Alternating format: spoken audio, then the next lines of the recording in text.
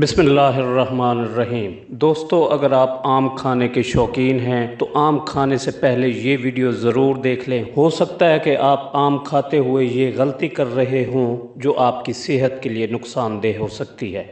अस्सलामु अलैकुम दोस्तों, मेरा नाम है नवाज़ मोहल और आप देख रहे हैं उर्दू गेटवे यूट्यूब चैनल। अगर आपने हमारा ये चैनल अभी तक सब्सक्राइब नहीं किया तो जल्दी से इसे सब्सक्राइब कर लें ताकि आपको देखने को मिलती रहें हालात हाज़रा और मालूमात से भरपूर वीडियोस।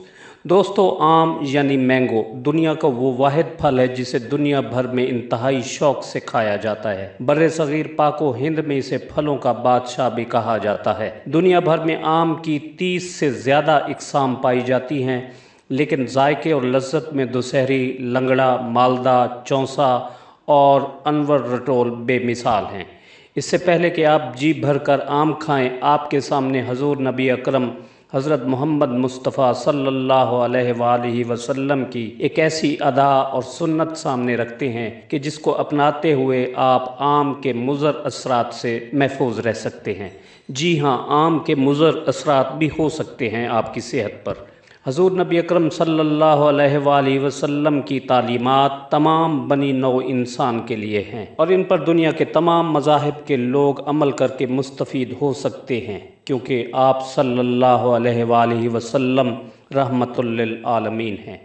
दोस्तों, प्यारे आका नबी करीम सल्लल्लाहु अलैहि वसल्लम का ये मामूल था कि जब भी वो कोई ग़िज़ा तनावल फरमाने लगते तो उसकी तासीर और इंसानी जिस्म पर उसके असरात को ज़रूर मद्देनज़र रखते। मुख्तलिफ़ अहादीस में रिवायात मौजूद हैं कि आप सल्लल्लाहु अलैहि वसल्लम किसी चीज़ को तनावल फरमाते वक्त उसकी तासीर को मुतदिल करने के लिए फूड कम्बिनेशन बनाया करते थे। आप सल्लल्लाहु अलैहि वसल्लम की हर अदा और सुन्नत में उम्मत और बनी नौ इंसान के लिए कोई न कोई हिकमत और तालीम होती थी। इसलिए तमाम सहाबा कराम आपकी सुन्नतों और अदाओं पर अमल पैरा होने की कोशिश करते थे और बहैसियत मुसलमान हम पर भी ये लाजिम है कि हम अपने प्यारे आका नबी अकरम सल्लल्लाहु अलैहि वसल्लम की सुन्नतों की पैरवी करें। आप सल्लल्लाहु अलैहि वसल्लम की सुन्नतों पर अमल आप सल्लल्लाहु अलैहि वसल्लम से अगर मोहब्बत का इजहार है तो दूसरी जानिब दुनियावी फ़यूज़ व बरक़ात के हसूल का ज़रिया भी है। मसलन आप सल्लल्लाहु अलैहि वसल्लम खजूर का इस्तेमाल मुख्तलिफ़ तरीक़ों से करते थे। कभी अकेली खजूर तनावल फरमाते तो कभी खजूर के साथ मक्खन मिलाकर तनावल फरमाते, कभी खजूर को दूध में भिगोकर खाते तो कभी ककड़ी के साथ कंबाइन करके तनावल फरमाते। और साथ आप सल्लल्लाहु अलैहि वसल्लम सहाबा कराम से इसकी हिकमत भी बयान फरमाते थे कि इस तरह खजूर की हिद्दत और गर्मी को इन अशिया की ठंडक से मुतदिल किया जा सकता है। कुतुब अहादीस में ये रिवायात मौजूद हैं कि हज़रत अली कर्रमल्लाहु वजहो आशोब चश्म के मर्ज़ में मुब्तला थे। आप सल्लल्लाहु अलैहि वसल्लम खजूर तनावल फरमाने लगे तो हज़रत अली कर्रमल्लाहु वजहो भी खजूर खाने लगे। तो आप सल्लल्लाहु अलैहि वसल्लम ने हज़रत अली को मना कर दिया कि तुम खजूर न खाओ कि तुम कमज़ोर हो।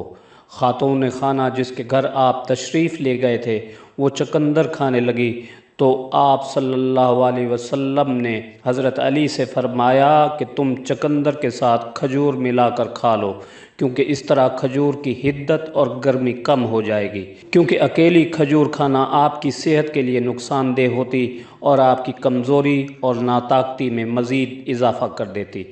दोस्तों, दुनिया तिब के तमाम अतिब्बा और हुक्मा इस बात पर मुत्तफ़िक़ हैं कि आम की तासीर गर्म होती है। वो अहबाब जो मैदा की गर्मी, जिगर की गर्मी, मसाना की गर्मी जैसे अमराज का शिकार होते हैं और वो आम खाने के भी शौकीन हों तो उनकी सेहत के लिए आम नुकसानदेह हो सकता है।